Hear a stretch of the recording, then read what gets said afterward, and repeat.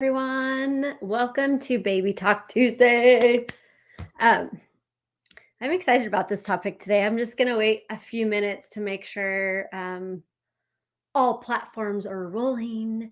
And so, welcome. My name's Cara Wright. If this is your first time seeing a Baby Talk Tuesday, um, these are all things how to have more ease communicating, being present, being aware of you, your body, your baby, before pregnancy, during pregnancy, and birth. Um, some of those comments may make you wonder because can you be aware of your baby before you get pregnant? What if I told you that you can? And most people are. They just misidentify and misapply it as something else. Um, Mainly, I think we're having more thoughts in our head that are our own thoughts than we actually are. And that's one of the things that I'm going to talk about a lot in this little Baby Talk Tuesday. If you love this or you know somebody that this may contribute to or that they may love, please let them know about my group in Facebook. It's called Baby Talk with Cara Wright, and you can pop in there, ask to join. It is a closed group so that we don't get some different kinds of people in there, and people feel free. People have the space and the ease to ask the questions that are actually specific to this topic, which is a huge topic, but also very specific. Isn't it interesting how pregnancy and birth, it's like such a huge part of a person's life and living, like the lifetime that they have. And yet it's like a small part of the actual like years of that you live. It's a very strange. It's like very potent, small period of your life that affects everything. So one of my targets with Baby Talk is to give people more information, education, tools to have more ease, joy, and glory with whatever it is for you. Um, I have been working with this population for a really, really long time. My whole adult life, basically, in different ways. I had a yoga studio where we did prenatal and postnatal yoga, which was amazing. I was a doula for 15 years, attended hundreds of births, which also amazing. Now I work with birth care providers and I work with women and babies more in a spherical online way. And I do baby talk. So welcome. So today, uh, we're going to talk about it. Like last week's baby talk, we talked about how does the baby communicate with you. And this week, we're going to talk about how do you communicate with the baby. And really, the whole conversation is summed up in this. It's that you already are communicating with your baby. You just don't realize it. So, can you actually put more attention on it, bring more acknowledgement to it, um, start to play with what you can actually like communicate with and about? Absolutely.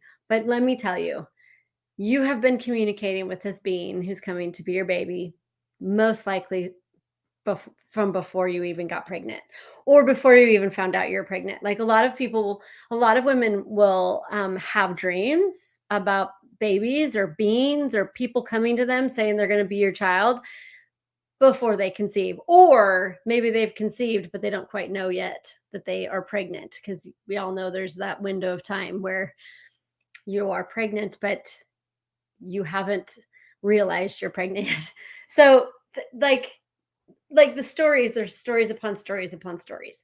So it's really more a conversation about it is like it's that you do already communicate with your baby. And do we live in a culture that actually like makes that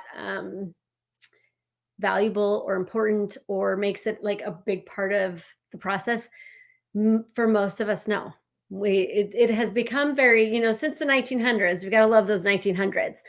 But since the 1900s, not only has it brought the ability to assist women and babies with pregnancy and birth to some degree, it has brought a lot of making it industrial. They didn't call it the Industrial Revolution for nothing. When babies moved out of the home and into hospitals, there was a separation that started to get created, for sure during birth, but also like during pregnancy, where women become pregnant and they go to a doctor or an OBGYN or someone else to tell them what's going on with them, their body, themselves, and their baby. That's a very normal thing. This idea that, like, if somebody externally doesn't tell you what's going on for you or for your baby, you won't know. And what happens is when you are inundated with that, or that's just what you grew up with, that's the presumed reality we all have, is that you're not actually going to, like, babies don't talk. Like, how many, like, is that actually true? Like, if you're willing to be aware of a baby, having the point of view that they're not talking or communicating until they actually start to use words is kind of silly.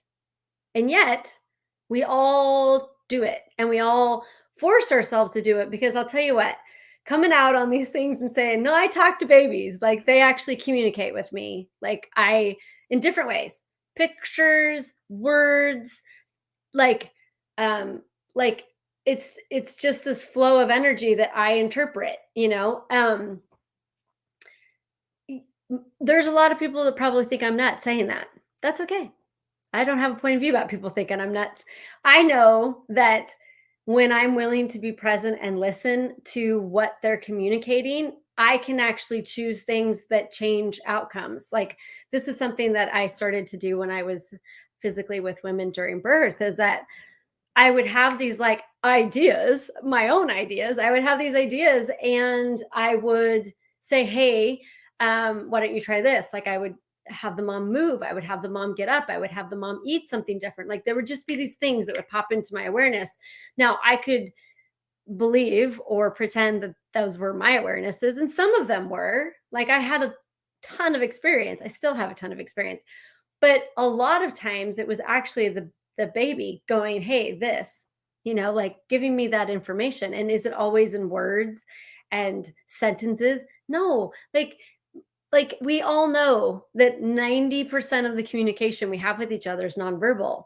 The other thing that I would suggest to you, because I took nonverbal communication in college. I don't know about all you, but it was a really easy elective.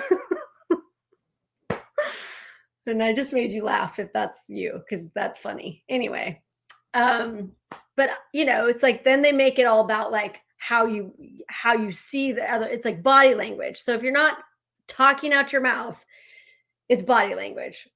What if it's not just those two things? What if communication is way more expansive than that? What if you don't have to use words or be seeing someone's body to be communicating with them? And I think that is one of the things. And again, it's one of those things that we all just function from, like, well, that's just how it is. Like, if you think you can communicate with the baby that's in someone's belly, you're crazy. What if you're not? Like, what if, like, how many times, and I'm going to say this to moms, have your children not been with you, but you've been aware of what's going on for them? You've known immediately when something occurred. Okay, so if you have to use words or see a body to communicate, how's that possible? How do you actually know when someone you care about needs you? How often have you uh, all of a sudden, out of the blue, started thinking about someone? Like, been like, "Oh," and then boom, they call you? Um,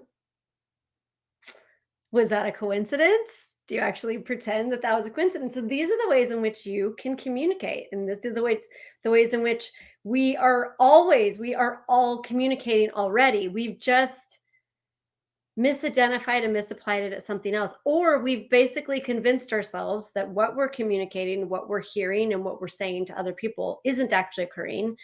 And like, when you have a plant and you nurture it and you take care of it, what happens? It gets bigger, it grows, it gets more vibrant, all the things.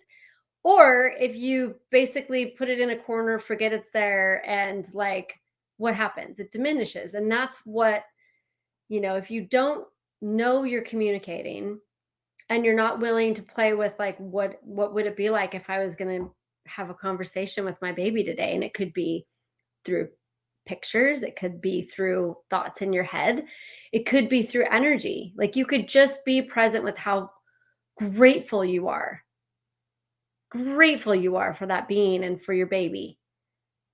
That is communicating. Whether like when you have that level of gratitude, it's not just for you. The people that you're grateful for benefit from that. And whether it's somebody who's across the world or a baby in your belly, it's the same. Like that's a form of communication. And I think one of the things that was so really interesting that showed up during COVID was, in Access, which I'm an Access Consciousness certified facilitator. So I do use the tools of Access Consciousness with all things baby, pregnancy, birth, because they're amazing tools. But it's like we always talk about like you're far more psychic than you think you are because we're not told we're psychic here. We know it.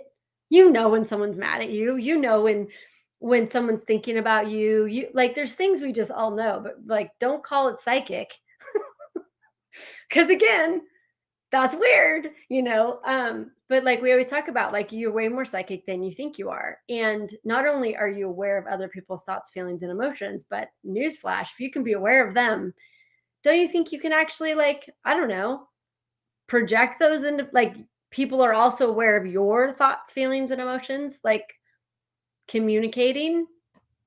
So, like, I think during COVID, one of the things that actually happened is if you were willing to be aware of it, you couldn't deny that you were aware of people like that because we were all locked in our homes. You didn't see anybody, you saw the people you lived with, you didn't see anybody, but yet did you just stop communicating with everybody around the world? And yes, I know that we have technology and we like to pretend that the only reason we can talk or be aware of people that aren't immediately in front of us is through technology. And yes, it does help.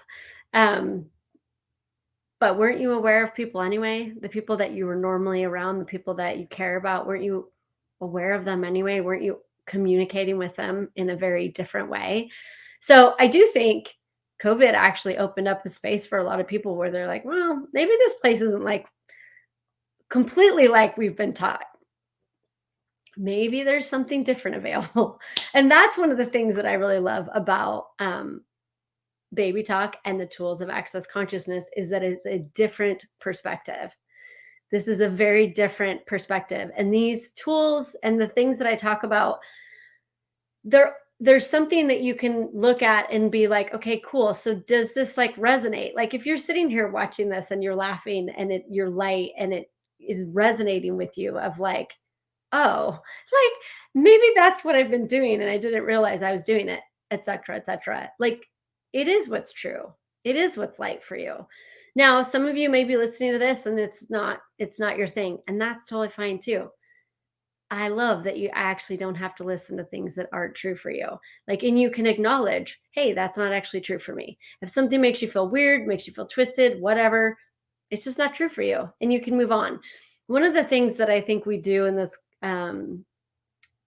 culture, and I do think one of the things that happened during the Industrial Revolution with pregnancy and birth is everybody like um, made it the same, or at least attempted to. Now, you can't make any two births the same. And to have the point of view that there is a very like, this is what happens, and this is how it happens, and this is how it always happens is absolutely total and utter insanity. And it's one of the things that causes the biggest problems for a lot of women and babies is that they're made to fit into some linearity that birth just actually isn't. Neither is pregnancy for that matter, which is one of the reasons why I would love for all moms to know how to communicate with their babies, with their bodies. Because at the end of the day, it's you, your baby, and your body that is going to do this whole thing. It's the three of you that are growing this baby. It's the three of you that are going to birth this baby. And it's the three of you that are going to figure out how to work together once baby's out. And so the more you are willing to acknowledge that you are actually able to have this level of communication, to be in the question about what works for you and for your baby, um, and for your body, and to choose what you do for your pregnancy and birth, from the people that are supporting you, to the places you go, to what you decide to eat, to where you decide to birth, to people's points of view that you decide to listen to or not, to books you decide to read, like that, those things, like,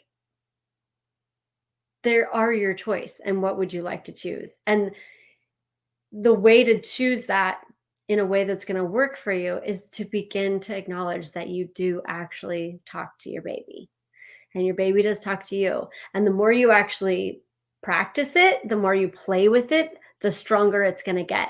Like I was saying, the example with the plant, it's like if you don't practice something, you're not going to get greater at it. You're not going to get better at it. And most of us haven't been practicing this because you didn't know, and maybe you didn't consider it until you just heard it here. Like, however you hear it, wherever you hear it, if it's something that you want to start playing with, it's just simply starting to be in the question of like, wow, like how am I actually communicating with my baby that I've not acknowledged?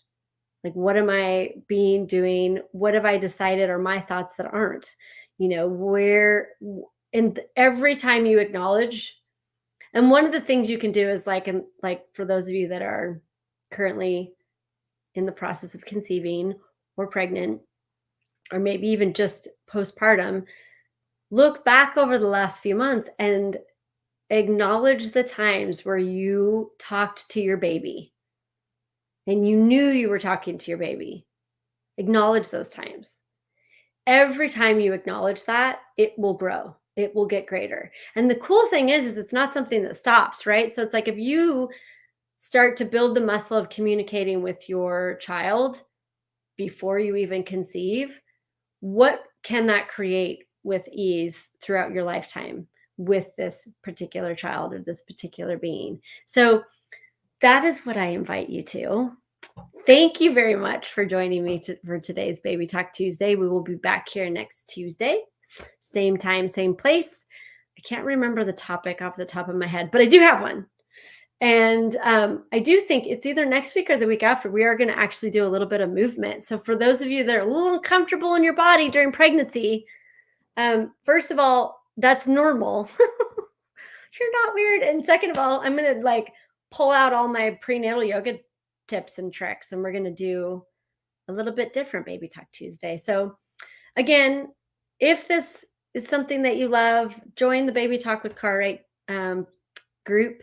And if there's someone that you know that this would contribute to, I and Baby Talk would be super grateful for you to share it with them. And we'll see you all next week.